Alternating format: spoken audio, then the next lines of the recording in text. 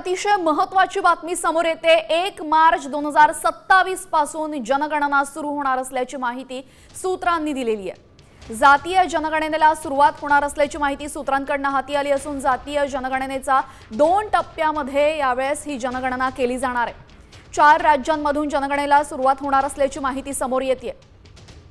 आपण पाहतोय अतिशय महत्त्वाची बातमी समोर आलेली आहे। मोदी सरकारकडून जातीय जनगणनेला हिरवा कंदील दाखवण्यात आला काही दिवसांपूर्वीच आणि आता 1 मार्च 2027 पासून प्रत्यक्ष जातीय जनगणनेला सुरुवात होणार आहे। या संदर्भात अधिक माहिती देतील आमचे प्रतिनिधी प्रमोद जगताप। प्रमोद, अतिशय महत्त्वाची बातमी, जातीय जनगणनेला लवकरच सुरुवात होणार आहे, अधिकची माहिती।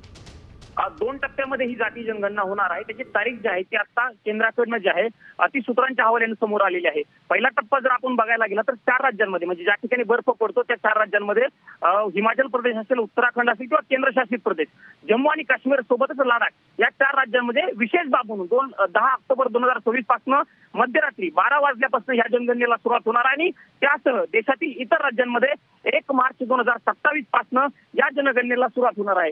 विशेष महत्त्वाचा मुद्दा हा आहे की केंद्र सरकारने काहीच महिन्यांपूर्वी घोषणा केलेली होती की यावेळची जनगणना जी आहे ती जातनिहाय जनगणना असणार आहे। प्रत्येक जातीचा समावेश या जनगणनेमध्ये केला जाणार आहे आणि म्हणूनच जनगणना करण्यासाठी वेळ देखील लागू शकतो। म्हणूनच ही जनगणना कशा पद्धतीने होते बघावं लागणार आहे। हे पाहणं महत्त्वाचं ठरेल। धन्यवाद प्रमोद, आपण दिलेल्या सविस्तर माहितीबद्दल।